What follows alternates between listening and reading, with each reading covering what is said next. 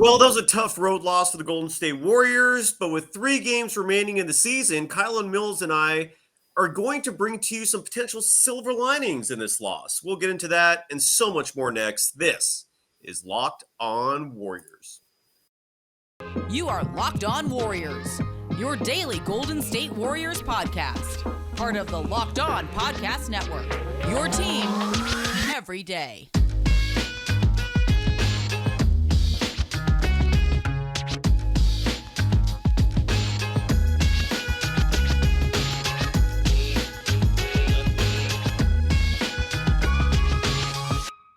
Thank you for making Locked On Warriors your first listen every day. We're free and available wherever you get podcasts. Today's episode is brought to you by Prize Picks. First-time users can receive a 100% instant deposit match up to $100 with the promo code Locked On. That's prizepicks.com. Use the promo code Locked On. You can follow Kylen Mills on social media platforms, including Twitter, Instagram, and TikTok. At Kylen Mills. I do have a LinkedIn. I mean, now that you mention it. Yeah. Same. Yeah, I'll connect with you folks out there. And you can follow me, Cyrus Saatsaz, on Twitter at Dog Surf Roadshow. The Warriors lose yet another road game. That's been the story of the season. They do pretty damn good at home, and they're lousy on the road, this time losing to a Nikola Jokic-less Denver Nuggets team. 112-110. They would have won it if Klay Thompson had hit one of his 2 attempts at the end of the game for a game-winning three-pointer. Alas, it did not fall. But nonetheless, when you look at the standings, there are some silver linings in all this. It wasn't the worst thing in the world that happened. But Kylen, first things first, let's talk about this game. Your immediate reaction to the Warriors losing 112-110. It's a frustrating loss because, yes, the Warriors didn't shoot great from beyond the arc. And that's something the Nuggets have done well all season, is defend the three-point line. However, this was still winnable, and we saw it with the late fourth quarter push. The Warriors were right there. They could have won it. As you mentioned, Klay Thompson had those opportunities. He had a wide open 3 on that first look, or at least he had plenty of space for Klay Thompson to knock that one down. It just didn't fall. However, given the Warriors hadn't knocked down threes all game, it wasn't a huge shock to me. I just think it's frustrating because the Warriors, to me, lost this game for themselves by losing focus, just not playing sharp and turning the ball over. They had some rush possessions where they weren't moving the ball, just kind of running down, chucking up threes way too quickly, and then turning the ball over and just not being smart with possession. And that's the part that's tough to stomach, is that it feels like the Warriors beat themselves more than the Nuggets beat the Warriors, in my opinion. I totally agree with you. I feel like Steve Kerr is a little obtuse when he comes to his rotations. What I mean by that is, with certain players, he will just pull them in a second. He'll throw them in there on a whim. 1 minute they're playing 20 minutes. One minute one game they're playing 32 minutes.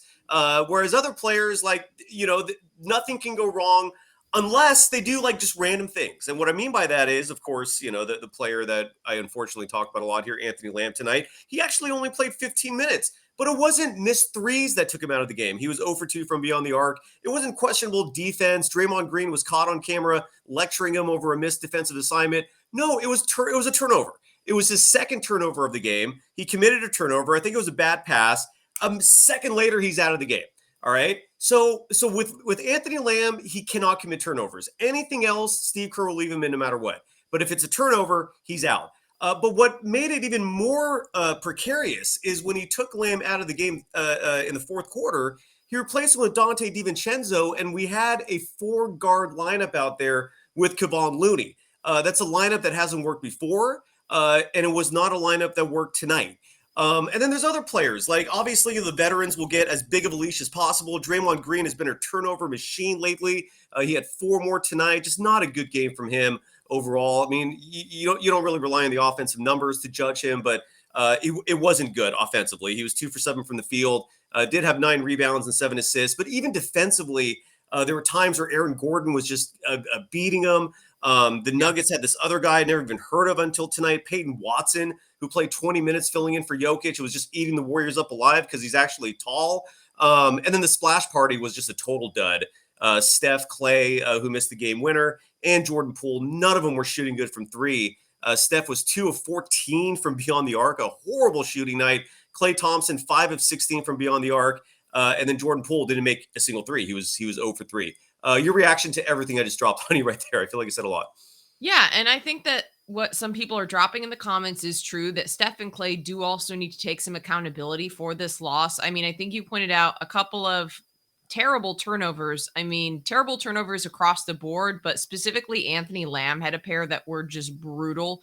But I think that there was plenty to go around throughout the Yeah. game. But I do think there needs to be some responsibility on Steph Curry and Klay Thompson, because if they make a few more threes, this is a different ball game, and the Warriors win, as it did come down to a 2-point game. Yeah. And as we mentioned, there were some opportunities where those two had looks. So I think there definitely needs to be some responsibility across the board for the Warriors. Like, they didn't shoot well from deep. Their stars, Steph and Klay, did not step up in the moments they needed to step up. I don't feel like I saw the leadership we usually see from those two, and the firepower they usually bring to really try to, be the engines of this team. So I think there needs to be some accountability to go around. Lamb, 2 killer turnovers, but I mean, you look at the starters. I don't love what we saw from the splash party. You mentioned Jordan Poole as well.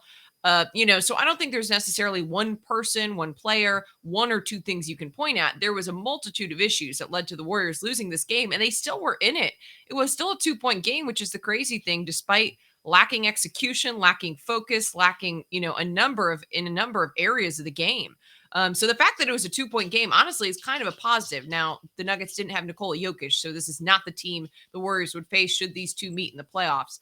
But the fact that it was a 2-point game, despite the Warriors seeming to squander this one away with a number of self-inflicted wounds, isn't necessarily a bad thing. I like the fight late in the game the team showed, and they were able to lock in. I just tweeted, I was like, man, I wish they would have done that sooner. Like, I wish why not kick it into that gear a little bit earlier in the game? Instead, it just seemed like a total lack of focus. Like I said, all around, not just one or two individuals, just as a team as a whole. You're absolutely right. Let's play here some sound from Steve Kerr, offering his reasons for why he thought the Warriors struggled and ultimately lost this game. Of the second quarter, we had total control of the game, and we stopped playing, and we just lost our focus at both ends. Gave up a ton of offensive rebounds, missed box outs. Offensively, had several mindless possessions in a row, throwing the ball away, a bunch of shot turnovers, just bad shots. I give Denver a lot of credit. I thought they played really well defensively, but we had control of the game mid-second quarter and just handed that back to them. And then it's a game. And, we gave them life, and they took advantage of it. It might be hard to diagnose, but, why do you think that the lack of focus kind of appeared, or why do you think that? Yeah, I don't know. I don't have an answer for you. I wish I could have done a better job of getting them, locked in at that point. I tried to take a couple timeouts and, get them organized and, get them focused. But, those last 5 or 6 minutes of the quarter were really a mess, and it carried over to the third. I love the way our guys finished the game. We gave ourselves a chance. Steph made a great pass to Klay, and, back rims a three with a chance to win. So the guys really fought in those last 4 minutes. But, from mid-second quarter until those last 4 minutes, we were mindless out there. We weren't tough enough, not disciplined enough, and ultimately didn't deserve to win the game. Ooh, some harsh words from the head coach of the Golden State Warriors. When we come back, I want to highlight one statistic that I think was the difference in this game, and it was just awful 3-point shooting. We've touched on it a little bit, but I got some more nuanced data to present to you. And then there was there were two bright sides in this game. One being a specific player, and one being the standings. And I'll explain all that in just a moment. Kylen, is there anything you want to add before we go to a quick break here and get some love to Prize Picks? No, I mean, I honestly think that Steve Kerr was spot on. And I know we don't always agree with Steve Kerr, but I think the team lost focus. They lacked some focus and hustle. Turnovers were costly in addition to missing threes. And I just think the starters didn't play well. Something I was just looking at while we were hearing that soundbite, because I was trying to put together the numbers in my head on my phone, but I had to look on my phone, and the Warriors starters accounted for 12 of those 15 turnovers. And the bench players really were not the ones that were the problem. Jordan Poole only had 1 turnover, which is, a little bit surprising for him. He's averaging more than 3 per game. Jonathan Kaminga didn't have a single turnover, and he is, one who, as a younger player, can tend to make some of those mistakes. So, I mean, to me, that just does point to the fact of kind of what we were saying, that this loss does fall on the starters quite a bit. And I do think that throughout the season, that's not always been the case. This has been a team that their starters tend to play strong. They're the defending champions. And the depth has been an issue at times, and the second unit has been an issue at times. But to me, that wasn't necessarily the problem. Although Lamb did have a couple of costly ones, it was the starters that were really just fumbling the bag at this point. Yeah, absolutely. We'll have a lot more in just a moment after we give some love first to one of our many sponsors, and that is Prize Picks. And also want to add as well, the door is open right now. If any local businesses or anyone for that matter want to sponsor our show specifically, you can do that. The door is open for a limited time. Just email warriors24pod@gmail.com. Again, warriors24pod@gmail.com, or reach out, direct message myself, Kylen, whoever, and we'll set it up from there. But we actually have some little slots open if you want to be a sponsor on our program. But Prize Picks is one of the sponsors, and you can even get an awesome, slick little overlay like they have on our YouTube show right now that highlights their 100% deposit match. And ultimately, Prize Picks is so much damn fun. I don't know if you can bet on college players. I bring that up because the NCAA Women's National Championship was today. I was thoroughly entertained by that game. And it makes me wonder, is it Caitlin Clark? Is that her name, the player for Iowa? Yep. I can immediately understand the appeal. Like, her release is so fast. It's smooth. She's exciting. I was hooked for the moment I started watching. And I don't know if you could play some bets down on Prize Picks for college athletes. Wouldn't surprise me if you could, but I would have bet on Caitlin Clark. You would have probably lost if you had bet on Stephen Curry tonight on the over anyways. You could also bet on the under. The whole premise is individual players and over-unders on points, rebounds, assists. It's not just basketball either. You could bet on hockey. You could bet on soccer. You could bet on the football, whatever you want to bet on. Just go to Prize Picks and have some fun, because it is a delight. Download the Prize Picks app or go to prizepicks.com to sign up and play daily fantasy sports. First-time users can receive a 100% instant deposit match up to $100 with the promo code Locked On. If you deposit $100, they give you $100. If you deposit 50, you only got 20. Whatever you want to start with, they will match your deposit. And see, even my dog. Don't forget to enter the promo code Locked On and sign up for an instant deposit match of up to $100. That was me stalling, so I press the button.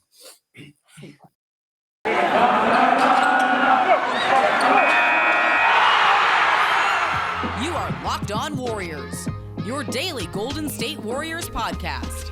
Part of the Locked On Podcast Network, your team every day. Thank you for making Locked On Warriors your first listen every day. We're free and available wherever you get podcasts. So is Kylen Mills on social media. You can follow her on Twitter, Instagram, TikTok at Kylen Mills. And again, you can follow me, Cyrus Saatsaz, on Twitter at Dog Surf Roadshow. Jonathan Kaminga became the youngest player in Golden State Warriors history to hit 100 three-pointers. That's awesome. So that was one positive. He finished the game.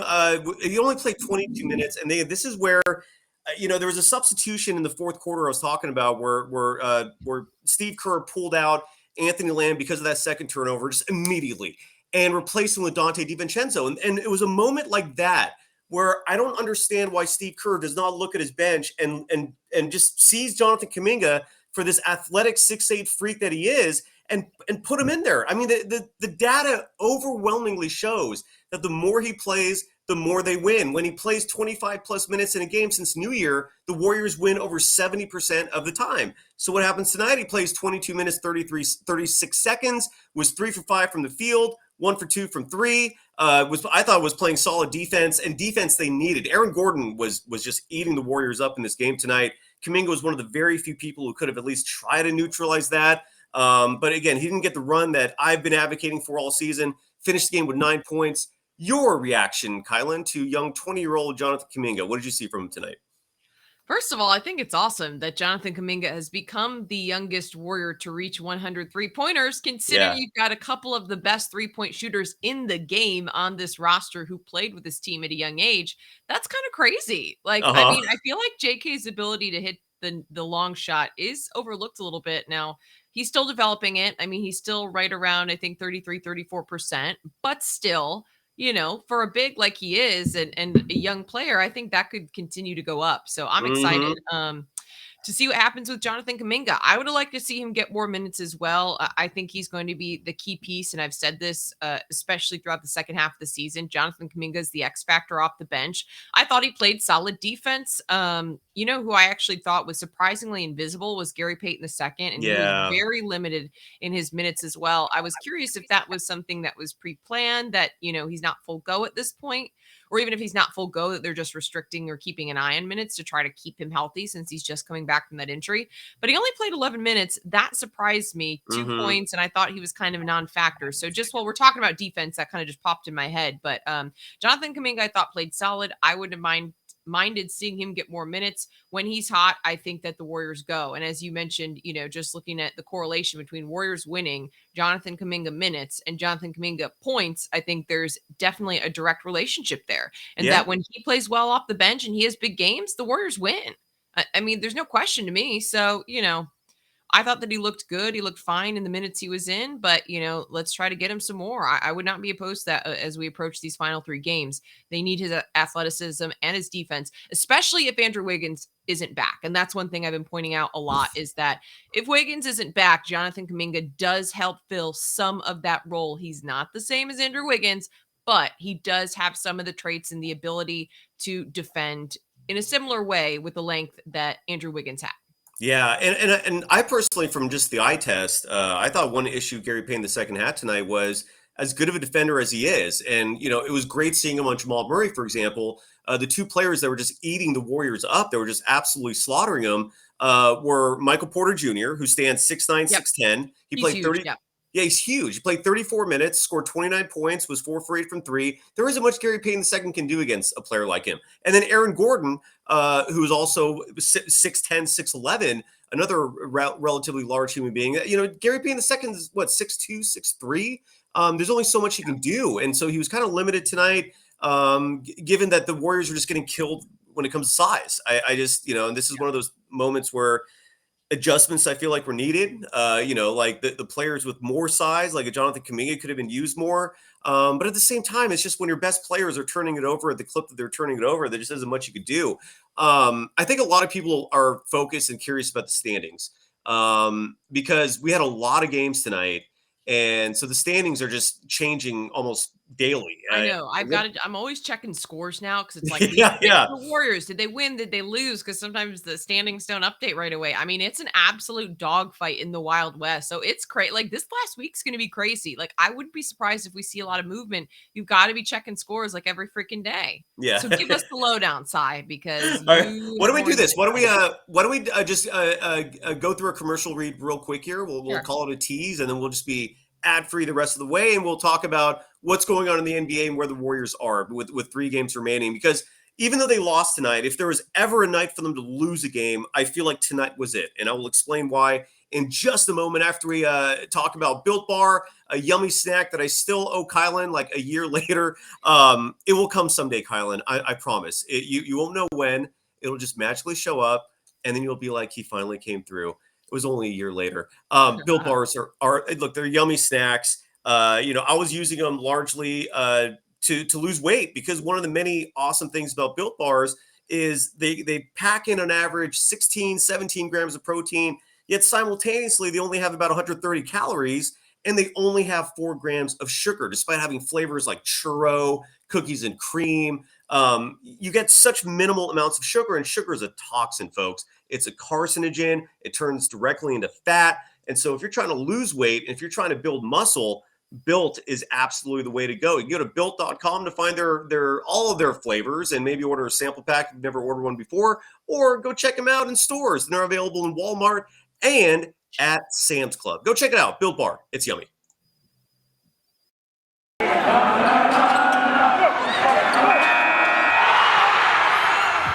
are Locked On Warriors, your daily Golden State Warriors podcast. Part of the Locked On Podcast Network, your team every day. Thank you for making Locked On Warriors your first listen every day. We're free and available wherever you get podcasts. One final segment. You can follow Kylen Mills on Twitter, Instagram, and TikTok at Kylen Mills. And follow this program on Twitter at Locked On Dubs. It's where we routinely post our live show times and any other information pertaining to the show. So the Golden State Warriors with the loss tonight have dropped to the 6th seed. Their record is 41-38. They're 3 games above 500. They're tied with the Clippers. And so, first of all, I want to explain real quick the tiebreaker between the Clippers and the Warriors. Both teams split the season series. So, and because they're in the same division, the tiebreaker between those two is going to come down to division record. And right now, the Clippers have the edge. They have a 7-7 division record. The Warriors are 6-9 in the division. However, the Clippers have 2 more division games remaining this season. So in theory, the Clippers could drop their division record to 7-9 if they lose their last 2 games to the Lakers. And that's a massively huge game now. That's going to be Wednesday night on ESPN. I think anyone in Dub Nation who loves the team is going to be watching that game because it probably will have massive implications for playoff seeding. So the Clippers have that game, which they very easily could lose. And then on Saturday, April 8th, they play at home against the Portland Trail. No, I'm sorry. Sunday, April 9th, they go to Phoenix to play the Suns. If they lose both those games, the Warriors and the Clippers will then likely have identical division records because the Warriors have 1 more divisional opponent remaining this season in the standings. And actually, do they? Yeah, they have 1 more, right? Is it?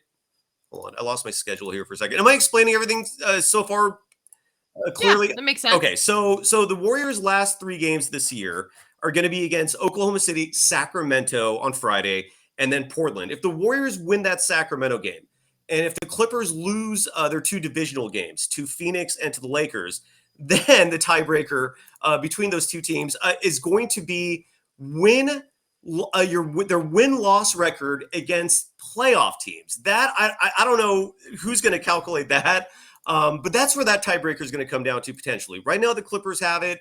If the Clippers lose those 2 divisional games and the Warriors win their last divisional game, then the tiebreaker between those 2 teams, I believe, will come. I don't think conference record applies to divisional opponents. So it's going to come down to your win-loss against playoff teams. So that's where those 2 stand right now. The Clippers right now are the 5 seed. The Warriors are the 6 seed. The team that the Warriors need to worry about the most are the LA Lakers. The Lakers are currently a half game behind the Warriors at the 7th seed, and the Lakers own the tiebreaker over the Warriors because of head-to-head. So by winning the head-to-head, all those other tiebreakers becomes irrelevant. So the Warriors have to stay ahead of the Lakers. That's a big one if they want to avoid the play-in.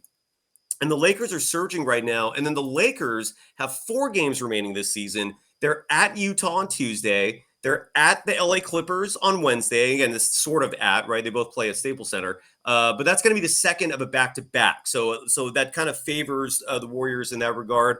And then the Lakers play the Suns on Friday and then finish the season on Sunday again against the Utah Jazz. So that's where they're at right now. And then the New Orleans Pelicans are currently also a half game behind the Warriors, but the Pelicans are behind the Warriors when it comes to conference record.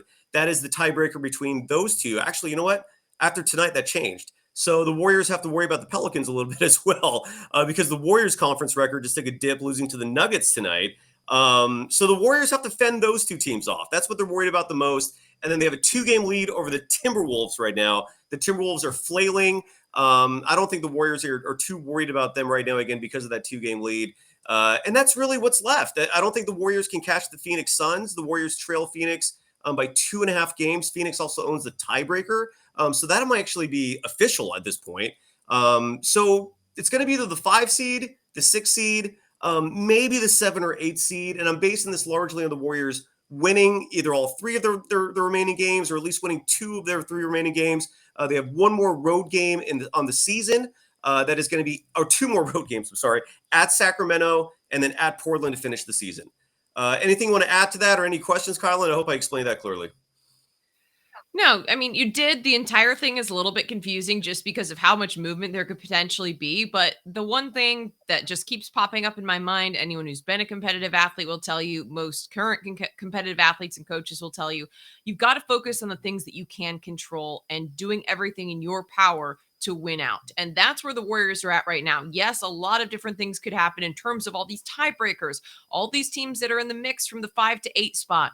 But the Warriors right now need to focus on playing good basketball, because what we saw tonight was not good basketball. And flat out control what you can control and show up to win. A couple people had tweeted at me in regards to something I tweeted about how every game matters based on how wide open the standings are. And they're like, you wouldn't be able to tell based on the way the Warriors played tonight. I mean, that was kind of the feedback from some of the fans. They just didn't think there was that intensity. And as Steve Kerr said, he felt like his team didn't deserve to win the game because of a lack of focus. I just was trying to look as well because I saw Dante DiVincenzo was talking at the podium, and he had an interesting quote where he said that basically, if you're one of the players, okay, here's the exact quote. Dante DiVincenzo said in postgame, ultimately, you have to look at yourself in the mirror. If you're out there playing this game and you're waiting for somebody else to tell you, excuse my language, get your head out of your ASS, that's not going to work. That's not going to win basketball games. That's what Dante DiVincenzo said in the postgame. And he's absolutely right. The Warriors have to get their heads out of their you-know-what. They need to start playing good basketball. And tonight was just not smart. Once again, I just feel like the Warriors beat themselves more than the Nuggets beat them. Yeah.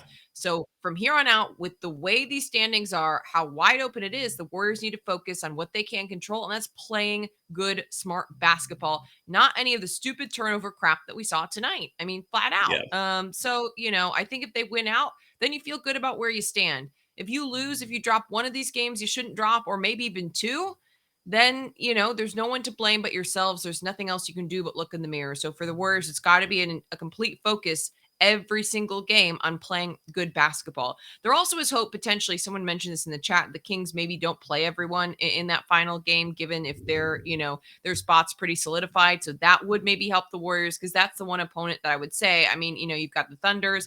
I don't think the Trailblazers personally would give the Warriors problems. So to me, that's maybe the Kings is the one that you're like, you know. But if they potentially sit people, that could also help the Warriors' cause. Still, I just think the Dubs have to play better than they did tonight. And they've got 3 more games. Just show up and do it. Yeah. And speaking of Dante DiVincenzo, I thought he had a terrific game tonight. He shot 8 of 12 from the field. Just like nearly every other player, was awful from 3, 1 for 4. Awful is a strong word, but he was 1 for 4 from 3. Did grab 13 rebounds to go along with 18 points. Also, though, had 3 turnovers. That soundbite you mentioned of that attribution of DiVincenzo you just mentioned, the folks over at NBC Sports Bay Area actually tweeted that clip. Let's hear from Dante DiVincenzo. I don't know if this is what repeat of what you just said or something else. Let's hear Mr. DiVincenzo. When there is like a lull in focus, who is it on to kind of bring guys together or kind of help lock in? I mean, ultimately, you have to look yourself in the mirror. You can't, if you're out there, if you're out there playing this game and you're waiting for somebody else to tell you, excuse my language, to get your head out of your ass like that, that's not going to work. It's not going to win games. So you have to look yourself in the mirror, and it got to start from within. But also we have great leaders. And I think we rely on those leaders big time. But everybody outside of that, we have to come together as well, because that's a lot of responsibility on 3-4 of those guys. And I think we'll take them to a new level when, everybody else kind of, sticks together and uplifts them as well. Yeah, so that's Dante DiVincenzo. I wanted to also highlight just how bad the Warriors' 3-point shooting was tonight. They were actually doing great in the opening quarter. They were 4 for 9 from beyond the arc in quarter 1. Second quarter, they were 0 for 8. They didn't make a single 3 as a team in the second quarter. 0 for 8. That's where it all started kind of, diving into that tailspin. In the third quarter, a quarter that until this year, the Warriors used to routinely dominate. I mean, it was almost as common as breathing air. I mean, this is one of the weird things about the Warriors of the season. One of the many weird things is that they're no longer dominating third quarters. I've been keeping track of where they are. I think right now they're either 34, 43, and 1. Although I might not have updated that. I think that's off a game. But the point is, they're not dominating third quarters. And in this third quarter, there were 3 of 13 from beyond the arc. And then in quarter 4, 3-point shooting, there were 2 for 12. That includes Klay Thompson missing those last 2, one being a miss and one being partially blocked. So the shot was not there tonight. I agree with everyone in the chat saying that the effort wasn't there tonight. I want to. There's a few chats that I pinned here that before we go, Kylen, I'd love to address together. The Traveling Arquides writes, this team is old. That is the problem. Do you agree with that, Kylen? The team is old. They're on the older side. At least the core certainly is, and the starters are getting up there. But I don't necessarily think that's the problem, because we've seen flashes of these older veterans play fantastic, play great, still dominate. They're just not bringing it consistently every single night, which to me is a mental thing. Like, that's not a physical thing, and not being able to physically perform. It's a mental thing that you're just not checked in. And as Steve Kerr said with tonight's loss, it was a lack of focus, which largely fell on the starters. And when you're talking about things like focus, effort, hustle, intensity, I don't think that's necessarily a physical issue with any of the core in terms of age. It's a mental thing. And why they've come in and performed this way throughout the season, inconsistent with the ups and downs, I mean, that's just a mystery to everyone, because coming in off an NBA championship, I don't think being 1 year older is the problem that has plagued this group. Yeah. When you're looking at focus issues, stupid turnovers, like, these are all mental aspects of the game to me that the Warriors just have not been consistently performing at. Yeah, I agree. In my opinion. No, I'm with you. The only thing I see age being applicable here for is, and it's not even age, it's more just experience and everything the Warriors have accomplished. And I think it makes it hard to rise up for all these regular season games. I just think the challenge is just not there for them like it is for most other players. And so maybe the incentive, the motivation might not be there. But Draymond, I'm seeing little signs of it. Klay coming back from the injury, offensively, he's as good as he's ever been. Defensively, I think he's okay. Some people are critical of his defense, but a few more here real fast. One thing I want to mention really quick while you're bringing up the next chat was just some people are saying, oh, well, it is also them being old and them getting tired. But to me, like, the age wasn't an issue last year when they had the depth. So that's also where I point to roster construction and depth, and the bench being an issue more than the starters being old being an issue, because they were able to do all the things that they wanted to do and accomplish last season because they had a deeper team. And I know a couple people were mentioning they want Moody to play tonight. They want some of these other guys. Why didn't JaMychal Green get minutes if the starters are so tired? Like, to me, if the starters are tired this season, it's because they have such a huge burden and workload, because the depth hasn't quite been there. You're absolutely right. This season, I do not think the second unit has lived up to what last year's second unit was able to contribute. So whether you want to say, oh, well, they're old, so they can't handle the more burden, I guess. But to me, there should be more help there. I think, when you look at Steph Curry being worn out, at different points in the season, it's not necessarily Steph Curry's age. I think it's because Steph Curry, at times this season, has been doing everything for this team. And this is a bad time to bring that up because he did have an off night tonight, and I don't think he was great. But if Steph Curry's tired, I think it's because he's been doing too much. He's been carrying a huge workload. He needs more help, like, flat out. I feel like myself and the fans and so many people have been saying this throughout the season, like, get Steph Curry some help. He needs more help. Poor Kevon Looney starting every game for 2 straight seasons. That's not just a thing. I know it is a thing of pride for him, but that's also partially been out of necessity because the Warriors don't have anyone else. So I don't know. When you talk about these players getting old, I just think you also have to look at if they're tired and worn out, probably because they also need more help. And the Warriors have struggled in getting any consistency with that second unit, figuring out what rotations work. They've dealt with injuries and only, had limited players available. You had to sign Anthony Lamb after leaving that 15th roster spot open. So to me, some of those issues are ones that are outside of the control of the vets and don't necessarily directly, it does, I don't know. I don't think it directly correlates to their age, because I think that Steph Curry still has plenty of gas left in the tank, but he can't do it all, literally. No, you're absolutely right. And debates I've had with others regarding the Warriors, one point of emphasis I always harp on is strength in numbers is not just an adage. There is a lot of truth to that. Outside of the Kevin Durant years, every successful Warriors team has relied on considerable depth, and that's a huge question mark this year. In fact, this ties into Ray 1953, who writes, "I just wish Kerr would have played the younger players more early in the season. I think it would have gotten a surprise. They're hungry and young." Ray, I'm glad you brought that up, partly because it does tie into partly to what Kylen just said, but also we're going to have a lot of shows coming up here where there will not be games. When the playoffs start, there's going to be a lot of days in between. And I want to dedicate at least one show just to what really happened this year in terms of the divide between the roster that was constructed and the vision that went behind that, a vision that I 100% supported and I saw and it made sense. And then the reality, which was what Kerr did not like with that vision and what he went with instead. I totally agree with you, Ray. So, but it didn't happen. At this point now, it's just more of a reflection. Not much you can do. AC writes this. I don't know if you can answer this, Kylen. It's a great question. I noticed it as well. I didn't agree with it. AC writes, why was Steph and Jordan Poole oftentimes matched up on Michael Porter Jr. Most of the game? I was asking myself the same question. It wasn't just switches. Steph was literally following Michael Porter Jr. around the court for a lot of the game, and I noticed the same thing with the pool party. Did you see that as well? And any inkling from your intuition as to why that was the situation? No, I agree. That didn't make sense. No. There was one point where I remember Steph was chasing him, and I'm like, why? Yeah. Because as we mentioned, Michael Porter Jr. is huge. I mean, is he 6'9" or 6'10"? Do you know? Well, I mean, regardless, whatever. He's inches taller than Yeah. Steph. That's all you need to know. And he had no problem getting to the rim. He was pulling down rebounds left and right. I don't know why you wouldn't have put a bigger body on him to try to prevent that from happening. Yes, he knocked down some perimeter shots, but he also was getting to the basket. He finished in the paint. Like I said, I think he finished with 11 rebounds.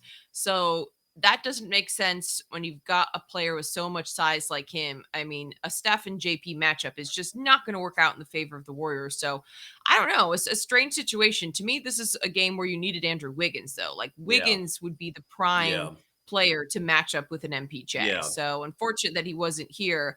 I don't know why it ended up being Steph and Jordan Poole at any point in the game outside of a switch that shouldn't have happened. But yeah, no, I mean, with you. the Warriors are limited in options, I guess. I mean, size is an issue with this team. I mean, even their defensive stalwarts, Gary Payton II, Dante DiVincenzo, they're small. Yeah. They're small. Even when those two sub in, it's a small group. It's a small roster. So I agree. And two more real fast here, and we'll leave you for the evening. Ward 71784 writes, "Hear me sigh," and Kylen is here as well. As good as Draymond is on defense, his lurking at the paint hurts the most, especially on the road. Overhelping leads to open corner threes or an easy offensive rebound. I agree. I haven't mentioned that as much lately, but that's a point Rick Barry and I dedicated like half of a whole show on that in terms of why the Warriors defense has been struggling this year versus years past. And one of those is Draymond Green. He oftentimes just lets shooters shoot those open threes. He's making decisions based on calculations of opponent's 3-point shooting percentage and decides way before the shot, should I challenge this guy? I don't know. You got to challenge almost everyone now. I mean, the only player out there that it seemed okay to leave open was Aaron Gordon, just because Aaron Gordon's an awful 3-point shooter. But most players in this league can shoot the three. And I agree with those sentiments. I think Draymond's letting a lot of people go. And then last but not least, from Jill Espina, and I feel like, Kylen, this relates a lot to you because you grew up in the Midwest. You watched Phil Jackson's Chicago Bulls. And Phil Jackson, one of his many fascinating practices as a coach that I personally loved is that he would assign reading to his players. And players usually were assigned one book per season. And there were books that Phil felt would help them individually with personal growth. They were not basketball books either most of the time. These were usually pieces of literature or nonfiction. So I'm totally with you. I love that practice. I don't think Kerr does that, but I don't think it would hurt if he did. Any thoughts you want to add on that, Kylen, and anything else as you wrap it up tonight? Yeah, I kind of like that. A lot of Phil Jackson's coaching methods were unconventional, but that's one that I think is smart. I like it. And honestly, the Warriors need some self-help books with where they've been at mentally this season and the ups and downs, man. I don't think it would be a bad thing. So absolutely. Well, folks, for people who are bummed out about tonight's loss, the Warriors are still very much on the path to the 5th or 6th seed. This loss was not as detrimental as it may feel. I can understand being discouraged by the effort, by the veterans, the turnovers, the poor defense. There was a lot to be disappointed about, but in the big picture, might be all for nothing. So I certainly am not hitting the panic button from this game, especially given that the only team really that seems to be a legitimate threat are the Lakers. They're on fire right now, but there's still 3 games left for the Warriors, 4 for the LA Lakers. And we'll be back at this on Tuesday. Guests to be determined. Kylen, always a pleasure. Thanks for coming on. Anything else before we go? Are we all good? That's it. Dub's got to win out. Let's make it happen. Absolutely. Next game for the Golden State Warriors, again, is Tuesday. They're at home against Oklahoma City. So maybe we'll do a post-game show after that game for our next episode. Till then, thank you, everyone. Take care. I'm joining Larry Krueger right now if you want to come roll with me. Otherwise, bye-bye. Later.